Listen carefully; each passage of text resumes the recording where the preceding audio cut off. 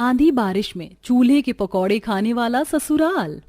शादी के बाद अनीता पग फेरे की रस्म के लिए अपने मायके आ रही होती है। इसीलिए गीता अपनी बेटी के लिए उसके पसंद का खाना मिट्टी के चूल्हे पर बनाती है, जिस वजह से पूरे घर में धुआं भर जाता है। अब जैसे ही अनीता घर में आती है उसे खांसी होने लगती है। माँ, तुम्हें पता था ना कि मैं आने वाली हूँ, पहले ही बना कर रख लेती ना खाना। इतनी मुश्किल से मेरा इस मिट्टी के चूल्हे से पीछा छूटा और तुम हो कि घर में धुआं करके बैठी हो। मेरा ना सही तो अपने दामाद के बारे में सोच लेती। हाँ, पता था मुझे कि तू आने वाली, बस दाल में तड़का लगा रही थी, खाना बन चुका है। गीता जल्दी से खाना बनाकर अपनी बेटी दामाद को खिलाती है और पग फेरे की रस्म पूरी करके अनीता अपने पति के साथ अपने ससुराल वापस आ जाती है। ससुराल में आते ही घर की सारी जिम्मेदारी अनीता अच्छे से निभाने लगती है। ऐसे ही एक दिन रसोई में खाना बनाते हुए अनीता गुनगुना रही होती है। ला ला ला ला ला ला ला ला ला ला, कितना अच्छा लग रहा है गैस पर खाना बनाते हुए। आधे एक घंटे में सारा खाना बन जाता है। मायके में तो मिट्टी के चूल्हे पर खाना बनाकर मेरी हालत खराब हो जाती थी। आंखों से आंसू, जलन और खांसी तो रुकती ही नहीं थी। ऊपर से सूखी लकड़ियों को खेत से लाना पड़ता था। अनीता हंसी खुशी गैस पर खाना बनाकर सभी घर वालों के लिए खाना लगाती है। अरे बहू, इतना सारा खाना खाना बनाने में तुझे आलस नहीं आता क्या?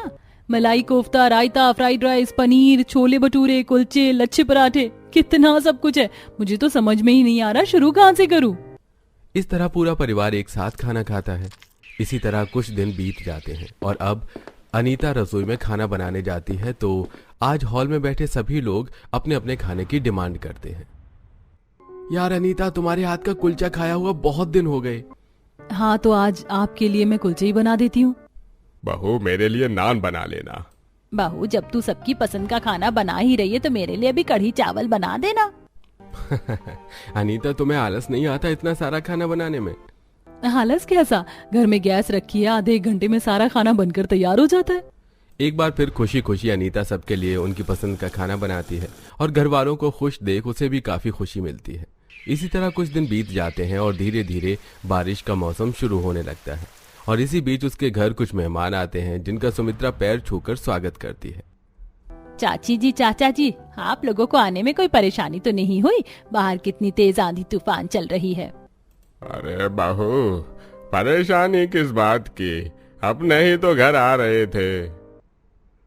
बहू, तुम भी मिलो, ये तुम्हारी सास की चाची सास और चाचा ससुर हैं और ये तुम्हारी सास की जेठानी। विनोद के कहने पर अनीता सबके पैर छूती है और रसोई से पानी लेकर आती है। सुमित्रा बहू तो तुम्हारी बहुत ही संस्कारी है। बहू, हम बहुत लंबा रास्ता तय करके आए, बड़ी जोरों की भूख लग रही है, कुछ अच्छा खाने को बना दो। दादी चाची सास की बात सुनते ही अनीता रसोई में जाकर खाना बनाने की तैयारी करने लगती है। पर तभी वहां सुमित्रा अपनी जेठानी शांति के साथ आती है और शांति बहू को गैस पर खाना बनाता देख कहती है, सुमित्रा, तुमने अपनी बहू को बताया नहीं कि हम सब मिट्टी के चूल्हे पर बना खाना खाते हैं? बहू, गैस बंद कर दो और बाहर जाकर पहले मिट्टी का चूल्हा बना लो। कुछ ही देर में सूख जाएगा तब खाना बनाना। वैसे भी हम लोग शाम में नहीं, रात में खाना खाते हैं। बहू, तुम करिश्मा के साथ बाहर चली जाओ। रवि को मैंने बोल दिया, वो मिट्टी और ईंट लेकर आ गया होगा। रसोई में सब्जी मैं काट दूंगी। चूल्हे पर खाना बनाने का नाम सुनते ही अनीता का मुंह बन जाता है और जब बाहर अपनी नंद के साथ मिट्टी का चूल्हा बना रही होती है तो उससे कहती है, करिश्मा, ऐसा नहीं हो सकता क्या कि हम गैस पर खाना बनाकर इन्हें दे दें? भाभी, खाना खाते ही पता चल जाता है इन्हें। हम तो खुद परेशान हो जाते हैं जब ये लोग हमारे घर आते हैं। पर दादी जी, दादाजी और काकी जी सब माँ पापा से बड़े हैं तो उनके साथ हमें उनकी रिस्पेक्ट करनी पड़ती है। जिस चीज से छुटकारा मिला था वही चीज ससुराल में भी करनी पड़ेगी इन मेहमानों की वजह से। अनीता मिट्टी का चूल्हा बनाकर रसोई में जाती है और जल्दी से आटा लगा देती है। साथ ही साथ सारी सब्जी भी काट लेती है और खाना बनाने का सारा सामान बाहर लेकर आती है और चूल्हा जलाकर खाना बनाने लगती है। पर तेज आंधी तूफान की वजह से उसे काफी परेशानी होती है। वो साड़ी से मुंह ढक के कहती है, कितनी आंधी तूफान चल रही है करिश्मा, सारा सामान तुम रसोई में रख दो, बाहर बहुत तेज आंधी तूफान चल रही है। भाभी, मैं माँ को भी बुलाती हूँ, अकेले इतना सब कुछ हम दोनों नहीं कर पाएंगे। करिश्मा, वो तो तुम हो जो मेरा इतना साथ दे देती हो, वरना मैं कुछ नहीं कर पाती। अनीता की आवाज सुनकर सुमित्रा, विनोद और रवि आते हैं और वो लोग सारे सामान घर में रखते हैं। अनीता आंधी तूफान रुकने का इंतजार करती है और अब घर की चौथरी पर चूल्हा रखती है क्योंकि बारिश शुरू हो चुकी थी। फिर वो खाना बनाना शुरू करती है और जब चूल्हे से धुआं निकलता है तो अनीता को खांसी होने लगती है। हे भगवान, पता नहीं ये मेहमान कब तक यहाँ रहेंगे। मेरा तो एक ही दिन में हालत खराब हो गई है। रवि जी, आप कल यहाँ पर तिरपाल लगा देना, वरना मैं खाना नहीं बना पाऊंगी। समझ सकता हूँ तुम्हें कितनी परेशानी हो रही है, फिक्र मत करो, मैं कल तिरपाल लगा दूंगा। रवि, तुम्हें पता है मैं इस बारिश के मौसम में आंगन में नाचती थी, अपने दोस्तों के साथ नहाती थी और मेरी माँ खाना बनाती थी। पर यहाँ देखो, इतनी अच्छी बारिश हो रही है और मैं मिट्टी के चूल्हे पर घर आए मेहमानों के लिए खाना बना रही हूँ। अगली सुबह रवि अनीता के लिए तिरपाल लगा देता है, जहां अनीता बैठकर घर आए मेहमानों के लिए आलू की सब्जी, पूरी, छोले चावल, राजमा बनाती है। पर इस बार अचानक से तेज आंधी तूफान के साथ बारिश भी होने लगती है। अच्छा हुआ जो खाना बन गया। ये अचानक से तेज आंधी तूफान के साथ बारिश कैसे शुरू हो गई? माँ जी, पापा जी, जल्दी आइए, खाना अंदर रखवा दीजिए, बाहर बहुत तेज बारिश हो रही है। पूरा परिवार बाहर आता है और एक एक करके सभी लोग खाना ढककर अंदर जाते हैं। एक बार फिर जब पूरा परिवार खाने के लिए बैठता है तो बाहर हो रही बारिश को देखकर चाचा ससुर बोलते हैं, अरे बाहर इतनी अच्छी बारिश हो रही है और वही साधारण खाना। बहू, ऐसे मौसम में खाने के साथ पकौड़े मिल जाए तो बहुत अच्छा लगता है। तुम एक काम करो, 5 तरह के पकौड़े बना दो। क्या 5 तरह के पकौड़े? और अभी? बहू, तुम तो इतना हैरान क्यों हो रही हो? बारिश के मौसम में हमारे घर में 3 टाइम मिट्टी के चूल्हे पर 10 तरह के पकौड़े बनते हैं और तुम्हें तो सिर्फ आलू, प्याज, भिंडी, केला और गोभी का पकौड़ा बनाना है। अनीता उनके सामने कुछ नहीं बोलती और बारिश रुकते ही पकौड़ा बनाने के लिए जाती है, पर लकड़ियां बाहर होने की वजह से गीली हो जाती हैं। माँ जी, लकड़ियाँ तो गीली हैं, अब क्या करूँ? कोई बात नहीं बहू, मैंने कुछ उपले भी मंगवाए थे, तू उन्हें जलाकर पकौड़े बना ले। माँ जी, उपले से तो बहुत धुआं होता है, इस बारिश में मैं क्या क्या करूँ? आप एक बार बात करो ना। अनीता न चाहते हुए भी उपले जलाती है और धुएं की वजह से खांसते हुए 5 तरह के पकौड़े बनाती है। इसी तरह 2 दिन बीत जाते हैं और बारिश होने की वजह से अनीता मिट्टी का चूल्हा लेकर छत के छज्जे के नीचे बैठ जाती है और खाना बनाने लगती है। पर बारिश के छींटे तेल से भरी कढ़ाई में पड़ते हैं और तेल के छींटे उड़ने लगते हैं। इस बारिश में कहाँ बनाऊं खाना? इस तिरपाल का भी कोई फायदा नहीं, पानी के छींटे कढ़ाई में जा रहे हैं। ये सब सुमित्रा देखती है और अंदर हॉल में बैठे चाचा चाची से कहती है, चाचा जी, चाची जी, हमारे घर में मिट्टी का चूल्हा रखने के लिए जगह नहीं है। बारिश की वजह से मेरी बहू को बड़ी दिक्कत हो रही है खाना बनाने में। सुमित्रा, तुम्हें तो अपनी बहू से बड़ा ही लगाव है। हमारी भी बहू घर में ऐसी बारिश में खाना बनाती हैं। अब तुम इतना बोल ही रही हो तो ठीक है, गैस पर खाना बना देना, पर पकौड़े तो हमें 10 तरह के चाहिए, वो भी मिट्टी के चूल्हे पर। आप उसकी चिंता मत कीजिए दादी जी, आपको आपके 10 तरह के पकौड़े मिल जाएंगे, वो भी चूल्हे के। जब सुमित्रा की चाची सास गैस का खाना खाने को तैयार हो जाती है तो पूरा परिवार काफी खुश होता है। पर अनीता के लिए अब भी मुसीबत थी, क्योंकि जब भी बारिश होती सुमित्रा के चाचा ससुर उसे 10 तरह के पकौड़े बनाने को कहते हैं। भाभी, मैंने आपका मिट्टी का चूल्हा छज्जे के नीचे रख दिया है और 2 साइड से कपड़ा लगा दिया है, बारिश की पानी की छींटे नहीं आएंगी। मुझे कभी भी अपने ससुराल वालों के लिए खाना बनाने में दिक्कत नहीं हुई, पर अब मैं चाहती हूँ कि ये मेहमान चले जाएं। उनके लिए मूली, गाजर, गोभी, आलू, बैंगन, पनीर, प्याज के पकौड़े बनाकर मैं थक चुकी हूँ। अनीता परेशान जल्दी से 10 तरह के पकौड़े बनाकर घर आए मेहमानों को देती है। सभी मेहमान सोफे पर बैठकर घर की खिड़की दरवाजे से बारिश को देखते हुए पकौड़े खाते हैं। इसी बीच शांति का फोन आता है। फोन पर बात करके शांति सबसे बोलती है, पापा जी, मम्मी जी, हमारे घर की छत गिर गई है, हमें जल्दी से गांव जाना होगा। भाभी, आप परेशान मत हो, मैं रवि से कहता हूँ, वो अभी आपकी टिकट निकाल देगा। रवि बिना कोई देरी करे सभी मेहमानों की टिकट निकाल देता है और सुबह होने से पहले रवि और विनोद खुद उन्हें स्टेशन छोड़कर आते हैं, जिसके बाद पूरा परिवार चैन की सांस लेता है। और इस खुशी में अनीता सभी के लिए गैस पर उनकी पसंद का खाना बनाती है। आज मेहमानों के जाने की खुशी मैंने गैस पर आप सबकी पसंद का खाना बनाया। चलिए बारिश के मजे लेते हुए खाते हैं। लव मैरिज और अरेंज मैरिज वाली पत्नी। अमित लव मैरिज करके अपनी बीवी के साथ अपने घर आता है, जहां आस पड़ोस के लोग शांति को बधाइयां दे रहे होते हैं। मुबारक हो बहन, हमारे अमित ने भी अपनी पसंद की लड़की से शादी कर ली। कैसी बातें कर रही हो सुमित्रा बहन, काश कि मेरा बेटा भी तुम्हारे बेटे की तरह होता और अरेंज मैरिज के लिए मान जाता। जानती हो ना, आजकल लड़कियां लव मैरिज करके अपने पतियों को मारकर ड्रम में डाल देती हैं। क्या शांति बहन, तुम भी ना उस पुरानी न्यूज से अब तक डरी हुई हो। अगर कोई एक इंसान ऐसे निकल गया तो जरूरी थोड़ी ना है कि सब ऐसे ही हो। सुमित्रा शांति को समझाकर वहां से चली जाती है, पर शांति और काजल के दिमाग में अभी वही पुरानी न्यूज का ख्याल होता है और रात को जब कमरे में खुशबू अपने पति का इंतजार कर रही होती है तो शांति और काजल मिलकर अमित के कान भर रहे होते हैं। भैया, भले ही आप 5 साल से भाभी को जानते हो, पर किसके मन में क्या चल रहा है कोई नहीं जानता। आपकी लव मैरिज है, जरा चौकन नहीं रहना। आप दोनों फिर वही बकवास बातें लेकर बैठ गए। मैंने आपसे कितनी बार बोला है खुशबू वैसी नहीं है। उसके हाथों से मक्खी मर जाए तो उसका दोषी भी वो खुद को ठहराती है और आप उसके बारे में ऐसी बातें कर रहे हैं।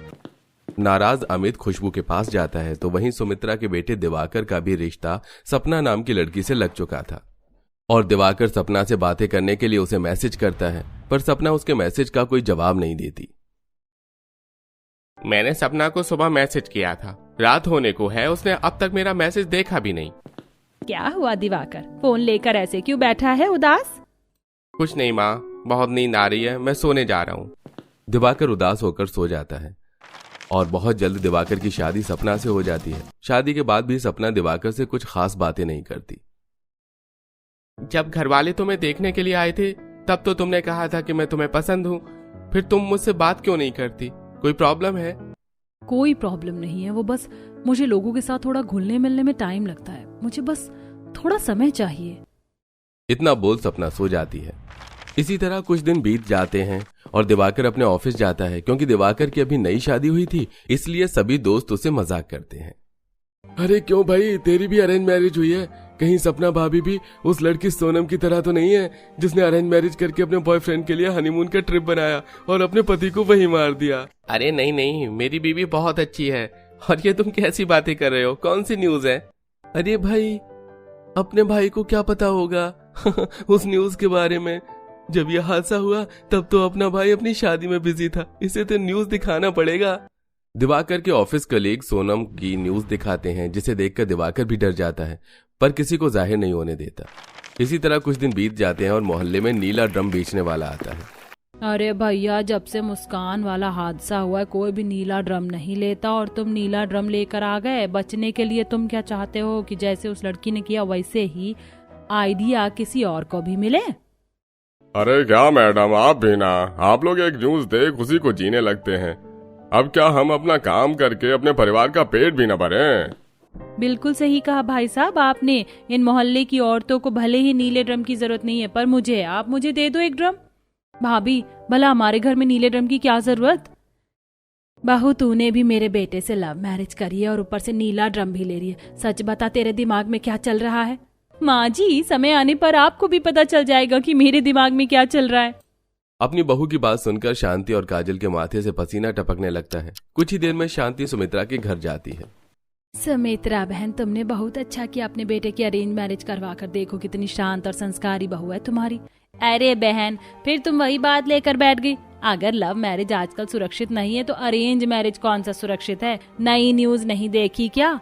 हाँ बहन, देखा, पर फिर भी अरेंज मैरिज में इंसान बहुत देख सुनकर शादी करता है, पर लव मैरिज में तो बस बच्चों की पसंद चलती है। अच्छा, मैं चलती हूँ, मुझे अपनी बहू पर नजर भी रखना है। पता नहीं कब कौन सा कांड कर जाए। शांति सुमित्रा से खुशबू की बातें कर रही होती है, तभी वहां दिवाकर आ जाता है और शांति की ऐसी बातें सुनकर डर जाता है। कुछ देर में दिवाकर सपना के पास जाता है और डरते हुए उसे मूवी चलने को कहता है। हमारी शादी को 1 हफ्ते से ऊपर हो गए हैं पर हम कहीं बाहर नहीं गए। क्या तुम आज मूवी देखने चलोगी? नहीं, मुझे मूवी देखना पसंद नहीं। मेरे लिए मेरा फोन काफी है, मैं सारी मूवी फोन में देख लेती हूँ। वो तो है। अच्छा, तुम्हारा कोई मेल फ्रेंड तो नहीं है ना? हाँ, ऐसी बातें क्यों कर रहे हैं? अब वो बस ऐसे ही। हकलाते हुए दिवाकर बाहर खाना खाने के लिए चला जाता है, पर उस दिन सपना के मन में काफी सारे सवाल होते हैं। इन्होंने मुझसे ऐसा सवाल क्यों किया? कहीं ऐसा तो नहीं कि मैं किसी से बात नहीं करती, उनके साथ कहीं जाती नहीं, इसलिए इन्हें मुझ पर शक है? गलती तो मेरी है। अब मेरी शादी हो चुकी है, मुझे धीरे धीरे कोशिश करनी चाहिए सबके साथ घुलने मिलने की। सपना खुद को बदलने की कोशिश करना शुरू करने लगती है तो वहीं खुशबू नीले ड्रम को रसोई में रखकर खुद से बातें करती है। मैंने नीला ड्रम रख तो लिया, पर इसमें रखूं क्या? और अगर कुछ रखूं तो पहले रखूं क्या? एक काम करती हूँ, इसमें पहले माँ जी। शांति रसोई की खिड़की से छुपकर अपनी बहू पर नजर रखे हुए थी। जैसे वो अपना नाम सुनती है जल्दी से रसोई में आकर बोलती है। बहू, तू अकेली अकेली क्या प्लान बना रही है? सबसे पहले इस ड्रम में तू मुझे रखेगी, सब सुन लिया मैंने। माँ जी, मैं इसमें आपको क्यों रखूंगी? नीला ड्रम इतना छोटा और आप इतनी मोटी, फिट ही नहीं हो पाओगी। मैं तो इसमें आपका सामान रखने की सोच रही थी, क्योंकि आप ही के कपड़े अक्सर इधर उधर पड़े रहते। सोचा पहले रसोई का सामान रखूं, पर अब सोच रही हूँ कि पहले इसमें आपके कपड़े रख दूं, क्योंकि वो पूरे घर में इधर उधर पड़े रहते हैं। खुशबू की बात सुनकर शांति मुंह बनाकर वहां से चली जाती है। इसी तरह कुछ दिन बीत जाते हैं और सपना दिवाकर को हनीमून के लिए कहती है। दिवाकर, मुझे घूमने का बहुत शौक है, क्यों ना हम हनीमून पर चले। वैसे भी शादी के बाद सभी हनीमून के लिए जाते हैं। पहले तो ये मुझसे बात नहीं करती थी, न मेरे साथ कहीं जाती थी, पर अभी से मेरे साथ हनीमून जाना है। दाल में कुछ गड़बड़ है, मैं अकेले इसके साथ कहीं नहीं जाने वाला। इसे बिना बताए माँ की भी टिकट करवा देता हूँ। हाँ हाँ, क्यों नहीं, जाना भी है। जहां भी जाना है मुझे बता दो, मैं टिकट निकलवा लूंगा। सपना अपने रिश्ते को ठीक करने के लिए हनीमून का प्लान बनाती है, पर दिवाकर इस कदर डर जाता है कि वो अपनी माँ की भी टिकट बनवा लेता है। तो वहीं खुशबू देखती है कि उसकी नंद और सास भी इतनी ज्यादा डरते हैं कि उन्हें खुशबू पर विश्वास नहीं होता और वो अमित के कान भर रहे हैं। भैया, हम जानते हैं आप भाभी को पिछले 5 सालों से जानते हो, पर की तो आपने लव मैरिज है ना। और आप खुद सोचो, भाभी ने नीला ड्रम क्यों लिया, सबके मना करने पर भी। और आज वो माँ को ड्रम में डालने की बात करी थी, और जब माँ ने सुना तो उन्होंने बात पलट दी। ये सब बस आपके दिल का वहम है। इसे अपने दिमाग से निकाल फेंकोगे तो ही खुशबू की अच्छाई नजर आएगी। काजल और शांति की ऐसी बातें सुनकर खुशबू को बहुत बुरा लगता है और अगले दिन वो कुछ मजदूरों को घर बुलाती है और नीले ड्रम के टुकड़े कर उसे कबाड़ी वाले को बेच देती है। ये सब देख काजल और शांति बड़ी हैरान होती हैं। बहू, तुझे तो नीले ड्रम की बहुत जरूरत थी, फिर तूने इसकी इतने छोटे टुकड़े करके कबाड़ी को क्यों बेचा? तू ऐसे ड्रम भी तो बेच सकती थी, और घर में कारपेंटर को क्यों बुलाया? माँ जी, सारी लव मैरिज करने वाली लड़कियां एक जैसी नहीं होती, और आप दोनों को इस नीले ड्रम से डर लग रहा था, इसलिए मैंने इसके टुकड़े करके बेच दिया। और रही कारपेंटर की बात, तो अब मैं आपके और काजल के कमरे में अलमीरा और रसोई में ड्रॉर बनवाने जा रही हूँ, ताकि सामान रखने में कोई परेशानी ना हो। खुशबू की बातें सुन काजल और शांति की सारी गलतफहमी दूर हो जाती है। तो वहीं अपना दिवाकर के साथ हनीमून के लिए जाने लगती है, तो वो देखती है कि सुमित्रा भी उनके साथ जा रही है। अरे दिवाकर, तू तो जिद पर ही बैठ गया। बहू, इसको समझा, तुम दोनों के साथ हनीमून पर मैं किस लिए जाऊं? दिवाकर जी, लगता है टीवी में जो न्यूज आई है उससे आप काफी घबरा गए हैं, इसलिए जब तक आपको मुझ पर भरोसा नहीं हो जाता, हमारे रिश्ते ठीक नहीं हो जाते, हम हनीमून पर नहीं जाएंगे। हम पहले दोस्त बनेंगे, और जब एक दूसरे को अच्छे से जानने लगेंगे तो उसके बाद ही हनीमून पर जाएंगे। इतना बोलकर सपना खुद ही टिकट फाड़ देती है और अपने रिश्ते को थोड़ा समय देती है। और अब वो दोनों एक दूसरे से काफी देर बातें करते हैं, बाहर घूमने जाते हैं और दोस्त की तरह रहते हैं। तो वहीं अब खुशबू भी अपनी सास और नंद के साथ ज्यादा से ज्यादा समय बिताती है, जिससे उसके मन का डर खत्म हो जाता है। और एक दिन सुमित्रा शांति से मिलने उसके घर आती है। अरे शांति, तू तो बड़ा ही डर रही थी कि मेरी बहू लव मैरिज करके आई है, कहीं मेरे बेटे को ना मार दे। आज तो तू उसी बहू के साथ घूमती फिर रही है। तुम्हारा बेटा भी तो अरेंज मैरिज करके आया है। सही कहती थी तुम, अगर एक इंसान गलत निकल जाए तो जरूरी नहीं कि सारी लड़कियां वैसी ही हों। लव मैरिज हो या अरेंज मैरिज, बस जीवन साथी अच्छा होना चाहिए।